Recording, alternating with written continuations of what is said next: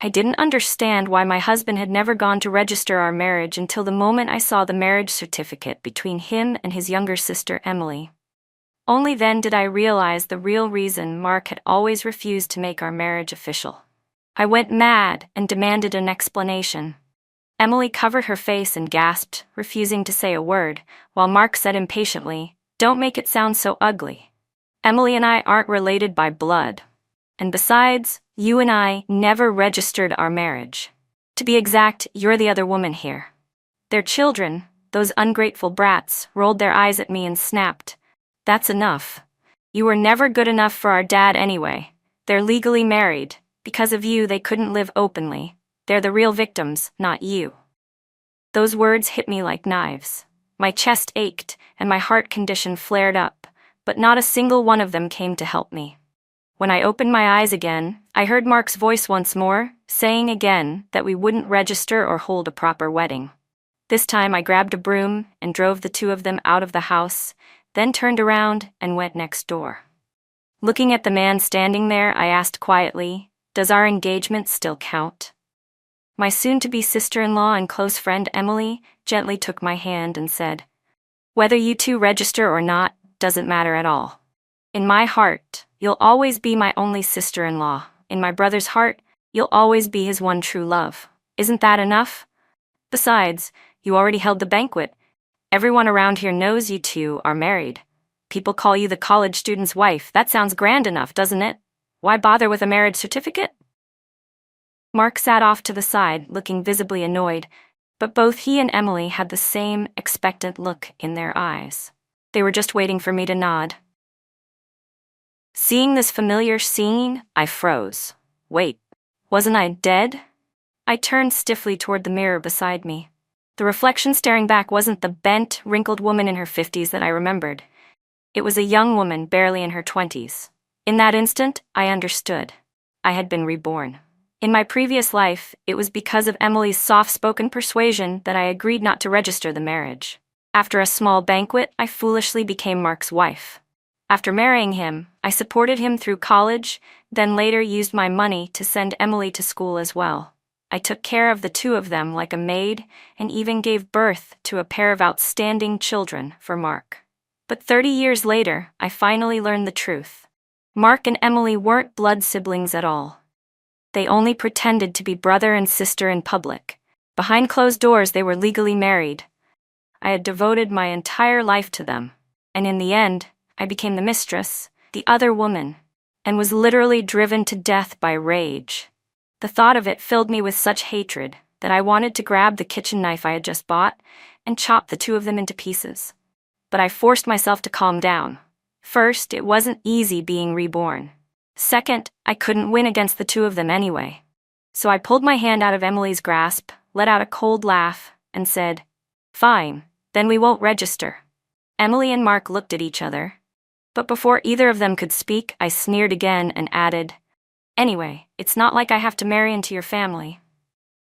"What's that supposed to mean?" Mark shot to his feet, sneering. "You think playing hard to get is fun? Do you know how many girls are lining up for me? I didn't even bother to meet any of them. I chose you. And now you're throwing a tantrum over a marriage certificate?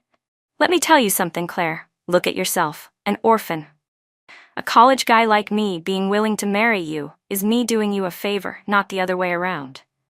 Mark's arrogance wasn't baseless. He was handsome, and though his grades were mediocre and his family was poor, he somehow got into college and became the pride of his hometown. My own family was well off, but for the past 2 years, I had been the one chasing after him, cooking for him, doing his laundry, cleaning his house, and spending money on him without complaint. And yes, Mark was right about one thing. Being an orphan didn't make me exactly popular on the marriage market. But Mark had forgotten the most important fact. I had money. And it wasn't an exaggeration to say that, in the 1980s, I was the only person around who could afford to eat meat at every meal. If it weren't for me, how could Mark and Emily have lived so comfortably and gone off to school without a care in the world? How could they have climbed so high above others? The thought made my expression twist in disdain. People always say a princess never worries about finding a husband. Well, I wasn't a princess, but everyone knew I was the most eligible woman for miles around. No matter who I married, that man's family would rise in status overnight. So how was it that you were the one losing out, Mark? Don't you dare act like some poor victim living off a woman's money. I'm not the least bit interested in a so-called college man like you. Emily froze, then gave me an awkward smile. Claire? She started, but before she could finish, Mark barked. Emily, let's go. Don't bother with her. Just wait, within 3 days she'll come begging me to forgive her. Sure, she might have money, but without me, she won't be able to keep it. With that, Mark didn't give me a chance to respond. He laced his fingers tightly with Emily's and stormed off. Watching the two of them leave hand in hand, all I felt was bitter irony. How blind had I been in my past life not to notice something was wrong between them? Yet even after they left, I didn't feel relieved. Because Mark wasn't entirely wrong. Our marriage, in truth, had been mutually beneficial. It wasn't only because I'd been stupidly in love with him, it was because I needed him. To be precise, I needed to get married. My parents had died of illness, leaving me a considerable inheritance. If this had been 30 years later, I wouldn't have needed a husband at all. But back then, things were different. My relatives were circling like vultures, already setting me up with men of their choosing, waiting for me to marry so they could get their hands on my fortune. The only way to stop them was to marry a strong man, someone capable of keeping them in check. Mark wasn't exactly the live-in son-in-law I'd imagined, but he was a college student. That alone made people too intimidated to mess with me. In my previous life, it was exactly because of that Mark and Emily were able to pressure me into agreeing to a marriage without registration. I hadn't wanted to, but to protect my parents' property, I foolishly gave in and married Mark without a certificate. There's a saying, a man fears choosing the wrong career, a woman fears marrying the wrong man. In my past life, I married the wrong man, Mark, and it killed me. But in this life, if I didn't marry him, who could I marry instead? Leaving aside whether I even wanted to, who would be willing to risk offending both my greedy relatives and a college student for the sake of a woman who'd already been in a relationship with another man? The next few days were a standoff. Mark waited for me to come apologize. Emily came by several times, probably wanting to persuade me again like before, but I never opened the door. Truthfully, I was too preoccupied, pacing the floor, lost in thought, not knowing what to do. I was in no mood to waste words on them. Then one afternoon, I heard barking from next door, and it suddenly hit me. Right, him. I killed a chicken, made a pot of soup, dressed up neatly, and went to knock on the neighbor's door. The words I'd planned to say got stuck in my throat out of embarrassment, and after hesitating for what felt like forever, I finally managed to stammer out, "Does our engagement still count?" My neighbor, Jason, froze, scratching his head with a confused look. "Our engagement still counts?" he repeated blankly. "You mean, you should know about it, right? We were betrothed before birth, our parents arranged it. Even though they're gone now, you remember that, don't you?" The truth was, I did remember. I had spent days agonizing over what to do, and when I heard Jason's dog barking earlier, I suddenly thought of him. Jason and I had grown up next door to each other. Our parents had been close friends long before we were born, and back then, they'd jokingly agreed to a childhood engagement between us. I never hated Jason, but I'd always told myself I wasn't some girl from the old days. I wanted to choose my own husband. So I'd refused to acknowledge the engagement, and since both families had treated it as a joke, no one pushed it. Later, Jason's parents passed away, and with society moving toward free love and marriage by choice, that old engagement became meaningless. Still, now that I'd thought it over carefully, coming to him made sense. He and I had grown up together. I knew his character inside and out. In my past life, when I suffered under Mark and Emily, Jason had even stood up for me once. Sadly, not long after that, he jumped into a river and took his own life. If he could marry me, I could save myself, maybe even save him from the suicide he once committed. That would be 2 birds with 1 stone. I handed Jason the chicken soup and said, "Believe me, marrying me won't be a loss." I had a whole basket full of things I wanted to keep saying, but Jason just smiled and nodded. "Okay, then let's get married," he said. Then he put the bowl of soup back into my hands. You should drink this. You've seemed unsettled the past few days. You've lost weight. I touched my face. Lost weight? I didn't notice. Besides, in my last life, Mark kept saying I was too fat, that my face was too round, forcing me to eat less. I always thought I really was fat, but now I realize that in the eyes of someone who actually cares about me, I'm thin. I drank the soup in one go. Maybe because of the tears it tasted a little salty. After finishing it, worried I'd wake from the dream, I pulled Jason straight to the registry office. Before long, we had our own marriage certificate. Seeing my name finally on that paper, I couldn't help but feel emotional. The thing I'd waited my whole life for was finally in my hands, and I couldn't stop the tears. Jason jumped, startled. "Why are you crying? If you regret it, don't hold it in. We can go and get a divorce right away. I can tell them I forced you into this marriage with the childhood engagement." I cried even harder, and Jason hurried on. "Don't worry. If Mark misunderstood, I can explain it to him." I shook my head. "No, I'm happy. If there's any regret, it's that in my last life I didn't notice how good you were to me." Wiping my eyes, I said seriously, "But from now on, you have to listen to me about everything. Tell me when something's wrong. Don't keep it inside, and don't ever think of taking your own life." Jason nodded over and over. We didn't go straight home. We started arranging the wedding. We split up. One of us went around telling everyone we were getting married and invited them to the ceremony. The other went to hire people to arrange the banquet. Before long, the whole countryside knew I was having a wedding. In these days, chances to eat well were rare, so everyone was excited. Word of my banquet soon reached Mark and Emily. When I went out to borrow tables and chairs, Mark and Emily suddenly appeared in front of me and blocked my way. "Ha! Weren't you not going to marry me?" Emily taunted. "Aren't you obediently preparing the banquet now?" I frowned and opened my mouth to answer, but Mark waved his hand and cut me off. "All right, you don't need to apologize. I'm not really angry, but as punishment, the wedding banquet must be canceled." As soon as he finished, Emily stepped forward, smiled, and said, "Sister-in-law, we're not saying cancel the banquet, just make it smaller. Think about it. My brother just got into college and he's being so flashy. People will talk. Besides, you're spending so much, and my brother's schooling costs a lot. You're probably going to have kids too, and that'll be more expenses. So go tell everyone not to come. We'll just invite a few relatives." I couldn't hold back. I sat down right on the chair and snapped. "Mark, Emily, are you crazy? It's my money. What does it have to do with you? My paying for your brother's schooling has nothing to do with me. He's not my son. Am I supposed to support him? And don't call me sister-in-law from now on. This wedding and I have nothing to do with you. Do you understand?" As soon as I said that, I nearly blew Mark's top. "What are you talking about? How is it not my business? You're throwing the banquet. I'm the groom. My woman and your money, they're both mine. How could any of that not be related to me? Are you out of your mind?" Mark's face twisted with fury. "I was thinking, since you'd already lowered yourself and started preparing the wedding banquet, I might as well forgive you. But since you've gone completely crazy, let me make this clear. I'm not going to your wedding. I suggest you cancel it immediately. Otherwise, the one who will be humiliated is you." Before I could even get the words, "You lunatic," out, Mark grabbed Emily's hand and stormed off again.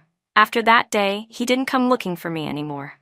He probably thought I'd grown too arrogant, that I didn't know my place, and decided he needed to teach me a lesson somehow. Emily, on the other hand, came by several times. But knowing those two as well as I did, I could tell she was only there as his messenger, repeating whatever Mark had told her to say. Her lines were practically the same every time. "Claire, my brother was just joking when he said all that. Of course we'll come to the banquet. But when my brother arrives, you better apologize properly. You've made him angry again and again. That's your fault. Don't think apologizing is shameful.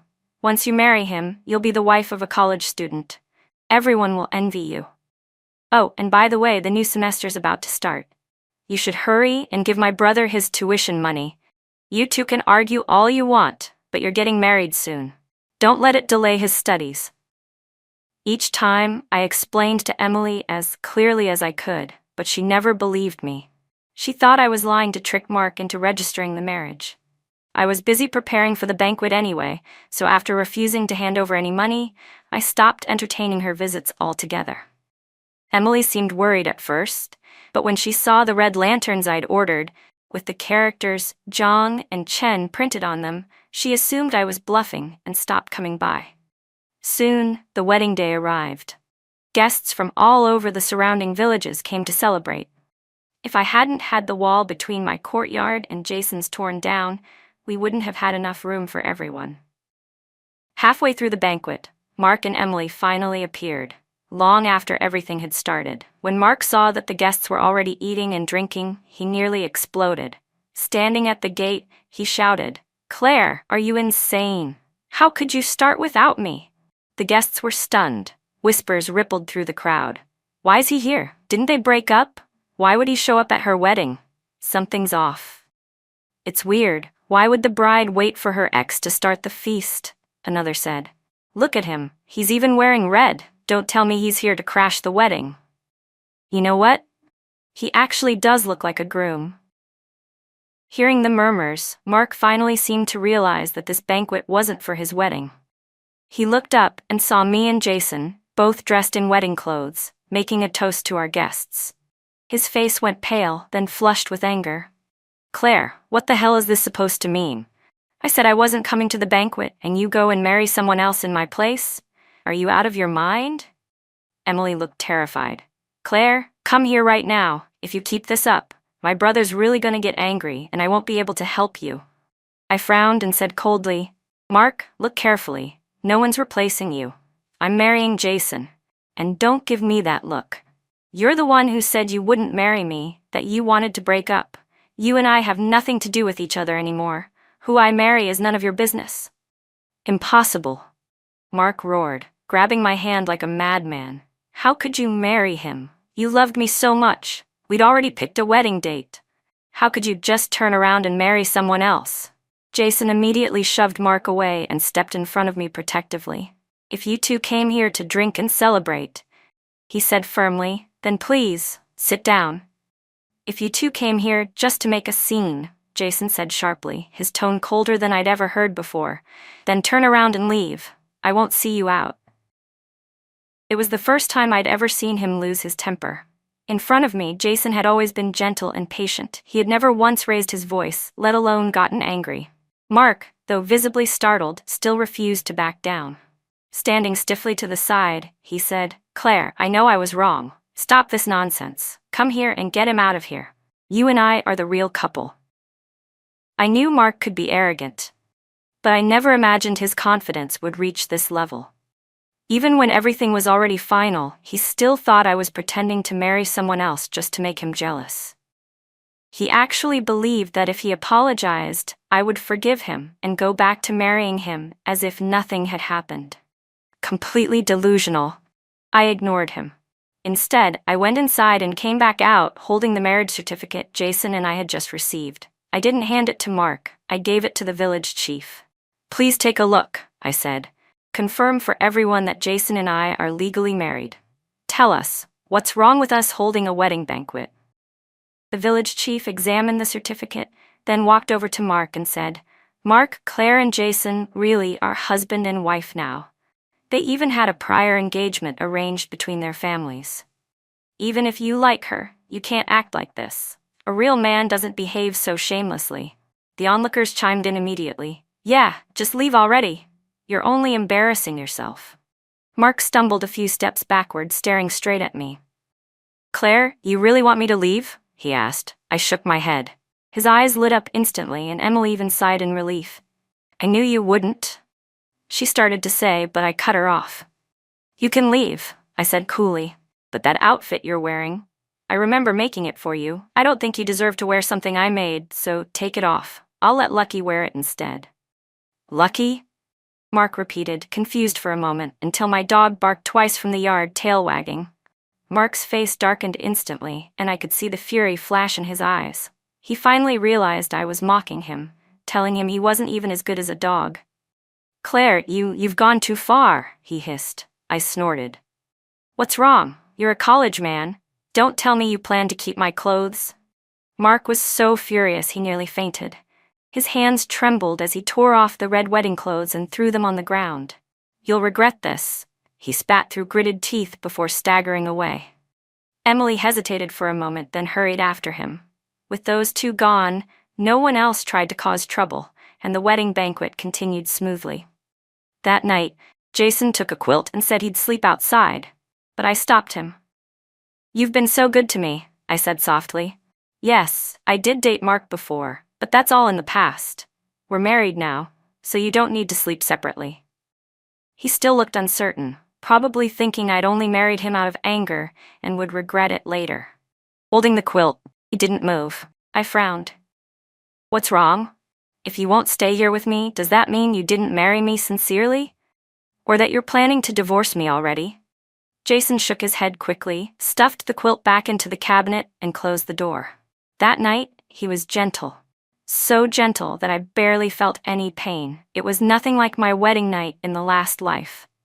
Back then, Mark had been rough and impatient, nearly hurting me to the point of fainting, and right after, he left me alone, saying he had to help Emily review her lessons.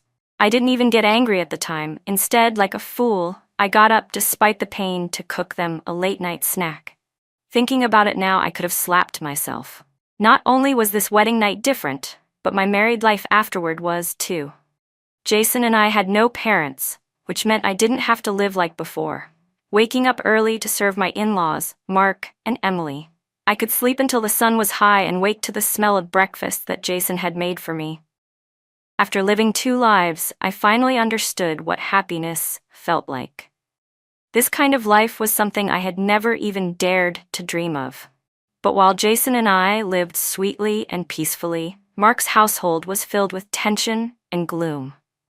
A few days later, Emily showed up at my door with tears streaming down her face. At first, I didn't even want to open it, but her crying was so loud that a crowd of neighbors had already gathered outside to watch. Reluctantly, I finally opened the door. It had only been a month since I'd last seen her, but Emily already looked haggard and exhausted, with visible bruises on her face. I couldn't help but find it ironic. Clearly, Mark had hit her. For all his college education, his character and conduct had never matched his supposed status. He was crude, violent, and short-tempered. I figured he must have blamed Emily for making him lose me, so he took it out on her. The irony stung. In my previous life, Mark felt guilty for marrying me and having children with me, thinking he owed Emily, so he treated her like some sacred first love, his white moonlight. Yet now, without me there as his lovesick fool, even that white moonlight was getting beaten. When Emily saw me, she nearly dropped to her knees. "Sister." "No, Claire," she sobbed. "Please go see my brother. He's really sick. I'm begging you. Go see him." My hatred for Mark and Emily was the same, but at this point, they hadn't even registered their marriage yet. I couldn't think of any better way to make them suffer, so I coldly shook off her hand. "If he's sick, go find a doctor. What do you want from me?" "I'm not one." Emily froze, clearly stunned. She had thought that even if I'd married out of anger, I must still love Mark, that hearing he was ill would make me rush to his side. She never expected this kind of cold indifference. When she still didn't leave, I smiled mockingly. "What? Don't tell me you're out of money again and came here hoping I'd give you some to pay the doctor. If that's what you're after, you've come to the wrong person. I'm not your fool anymore." As soon as I said that, the bystanders burst out laughing. Emily's face turned red, then white, then red again. Suddenly she shouted, "Claire, how can you be so shameless? You and my brother were already engaged. He rejected so many marriage proposals for you. And just because my family doesn't have money, you went off and married someone else without a word? Don't you think that's cruel? You and my brother may not have a certificate, but you were already husband and wife. What you did is called adultery, and in ancient times they'd have drowned you for it. No matter what era it is, being accused like that could ruin a woman's reputation forever." So as soon as the neighbors heard her words, they started whispering among themselves. "I always thought it was strange," one woman said. "Claire used to treat Mark so well." "Yeah, and then suddenly she up and married Jason. Makes no sense unless it was about money." "Oh my God, they were already married? Does that mean Claire?" As the gossip got uglier, Emily's smugness grew. But instead of getting angry or defensive, I let out a sob and suddenly dropped to my knees in front of her. "Emily, why would you say something like that?" I cried. "I've always treated you so kindly. How could you accuse me of this? It's true I dated your brother. Everyone knows that. But every single time we met, you were there. So what are you saying now? That the three of us did something indecent together?" Even as cunning as she tried to be, Emily was still only 18. She wasn't a match for me, a woman who'd lived over 50 years. Her face went pale as she stammered. "No, that's not what I meant. I just meant that our family already thought of you as my brother's wife." That only made me cry harder. "Emily, you were there the day your brother broke up with me. Some of the neighbors must have heard it too. He said, 'Marriage is fine, but no certificate.' Tell me, Emily, what was I lacking that made him say that? What, you expect me to marry you without a marriage certificate? Am I supposed to be your family's concubine now? Do you think just because you're a college student, you get to have 2 wives?" Emily stumbled back several steps, panicked. "The marriage certificate? We can still talk about it. But how could you just suddenly go and marry someone else like that?" Suddenly, Jason stepped out from the doorway and said evenly, "Claire and I have been engaged since we were children. Your family moved here later, so maybe you don't know, but all the other neighbors do. Your brother wanted to trick Claire into being his mistress and take her home without marriage. She refused, so she honored her old engagement with me. What's wrong with that?" With Jason by my side, my voice grew stronger. Emily didn't dare say another word. She covered her face and ran away in shame. After that exchange, the neighbors finally understood everything. It wasn't that I was fickle or unfaithful, it was Mark who had acted without conscience. Jason held my hand gently. "Claire, you've been wronged," he said. "Let's go to the police. We'll make him pay." I was about to nod, but the neighbors quickly surrounded me, tugging at my arms and trying to calm me down. "Claire, we know you've suffered, but Mark's a college student. He's going to be a government official someday. People always say you can't go up against the powerful. Don't stir up more trouble," one said. "Exactly," another added. "Mark's always treated his sister so well. If you go up against him, you'll only get hurt. You and Jason may have some money, but you're just ordinary folks. Everyone knows the truth now anyway, so let it go. Don't call the police." Jason's eyes darkened. He gripped my hand tighter and said through clenched teeth, "Even if I have to go to prison, even if it costs me my life, I won't let you suffer." I lowered my gaze. The truth was, ever since I'd been reborn, I had never stopped thinking about getting revenge on Mark and Emily. But how could I do it? What was I supposed to say, that they were secretly involved? Without evidence, who would ever believe me? After thinking for a while, I decided against going to the police. I pulled Jason back inside the house and said firmly, "No, we won't report it. Instead, we'll take the college entrance exams too." Jason looked uneasy and sighed. "I actually already took the exam once," he admitted, "but I didn't pass. Maybe I'm just not cut out for it." In my last life, I had been so obsessed with Mark that I hadn't even known Jason had tried to take the exam. Seeing the disappointment in his eyes, I patted his hand reassuringly. "Don't worry. If someone like Mark, that useless fool, could get in, you definitely can too. We'll study together, keep each other on track, and we'll make it." He still didn't seem too confident, but as always, he nodded obediently. "All right, I'll listen to you." And I wasn't exaggerating. In my past life, I'd studied hard just to have more to talk about with Mark. I'd even practiced exam papers. And my scores had been higher than his. I was sure that this time I could not only get into college myself but also help Jason do the same. As long as he wasn't too hopeless, we'd both succeed. So I bought study materials and began reviewing every day, tutoring Jason while studying alongside him. The more we studied, the more I realized just how smart he really was. With his aptitude and our dedication, I became certain we could both pass. The days that followed were peaceful. We shut out the world and focused solely on our books. Everything went smoothly until about a week before the new semester was set to begin, when Mark and Emily suddenly appeared again, shattering our calm life. Mark looked frantic. The moment I opened the door, he grabbed Emily's hand and pushed his way in. "Claire, I know I was wrong," he said breathlessly. "I'm willing to marry you now, to register officially. Just divorce Jason right away, and we'll get our certificate. I don't care that you married him. Let's go back to how we were before, all right? Of course, I knew he wasn't truly remorseful. I couldn't help but sneer inwardly. So, this is what it's really about, I thought. It's almost time for school to start. So you came to get back together with me. What, so I could pay your college tuition again? I asked coldly. Let me make this clear. That's impossible. Jason and I love each other very much. We are not getting divorced.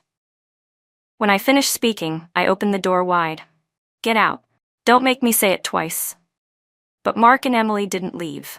They exchanged a glance, nodded to each other, and before I could react, Mark pulled out a knife and pressed it against my neck. Emily quickly slammed the door shut and locked it. The two of them forced me into a chair and tied me up. Having been given a second chance at life, I cherished it deeply, so I forced myself to stay calm. Mark, I said steadily, you worked so hard to get into college. Do you really want to throw your future away over something this stupid? My husband will be home soon. What you're doing right now is a crime. You both need to think this through.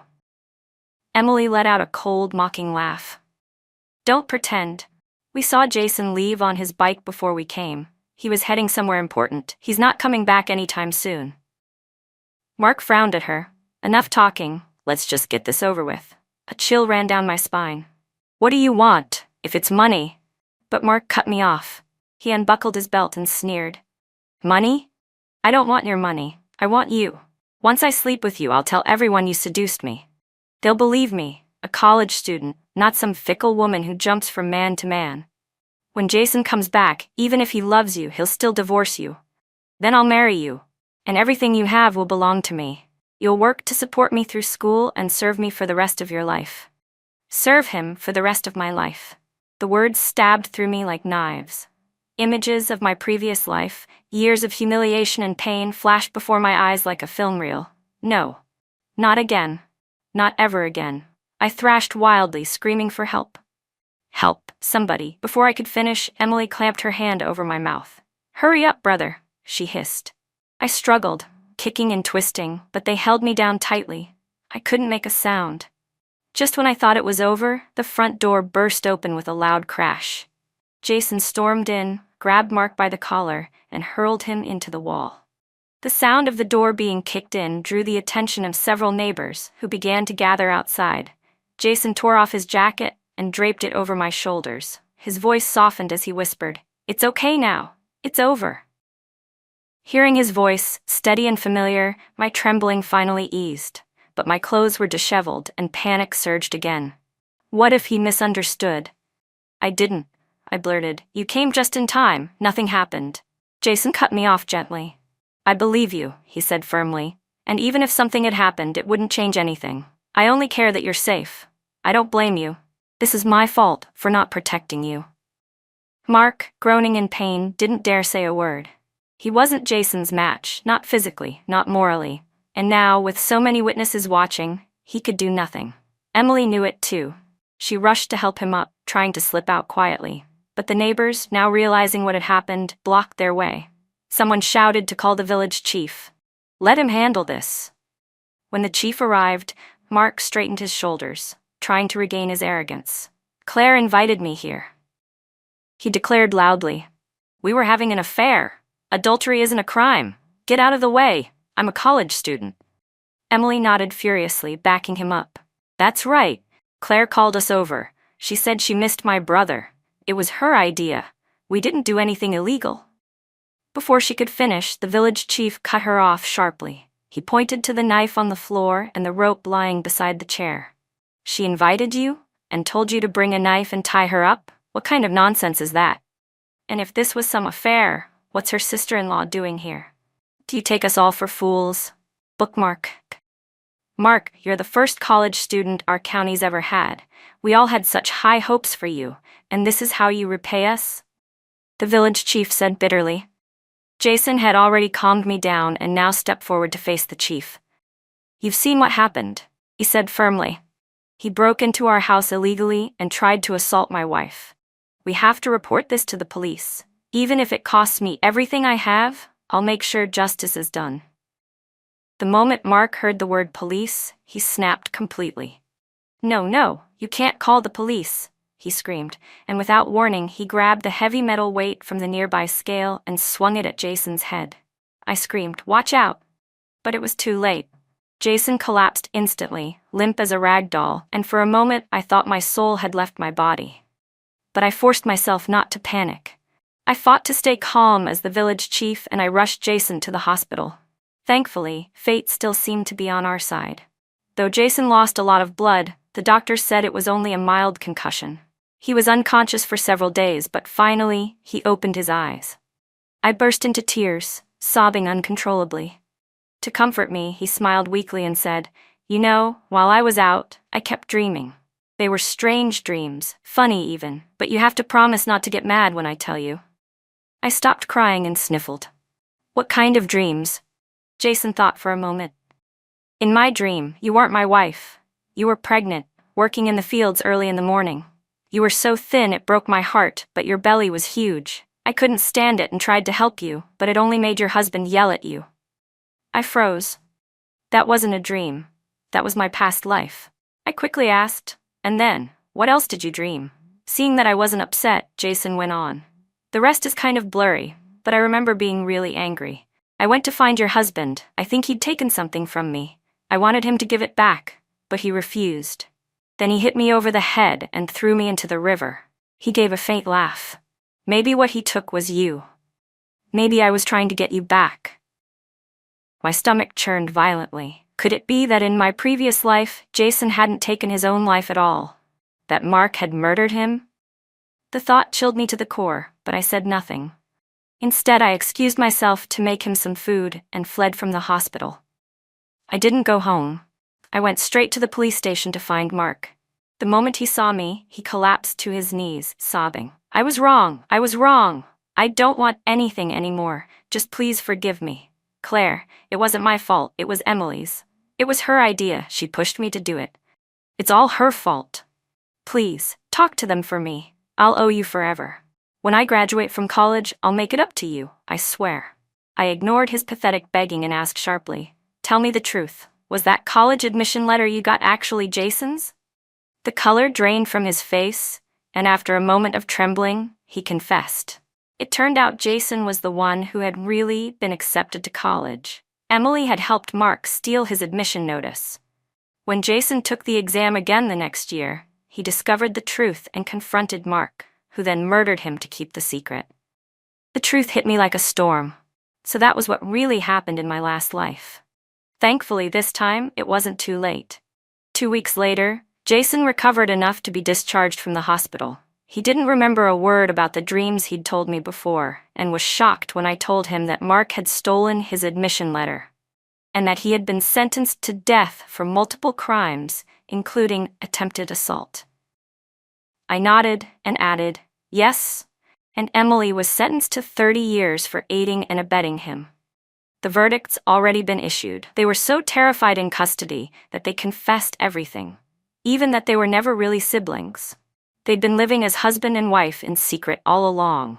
So not only were they punished by the law, but their parents couldn't bear the shame either. They packed up and left town overnight.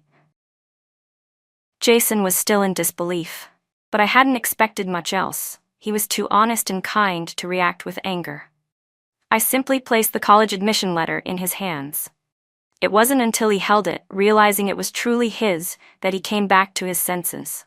Hugging me tightly, he said, "Claire, you're my lucky star. If it weren't for you, I would never have known that I was accepted to college in the first place." When I thought about the verdict, I couldn't help but feel emotional. Mark had destroyed my entire previous life, and even taken Jason's. In this life, he finally paid for his crimes with his own. Emily had deceived me and caused me 30 years of suffering, so she would spend 30 years behind bars. That must be what people call karma. Not long after, Mark's death sentence was carried out. Jason, with his rightful admission letter, went off to college. I accompanied him, and we rented a small apartment near campus. Without a family to serve or anyone to take care of, I was finally free to focus on my own studies. A year later, I too passed the entrance exam and was admitted to college. Together, Jason and I finally welcomed the beautiful life that belonged to us.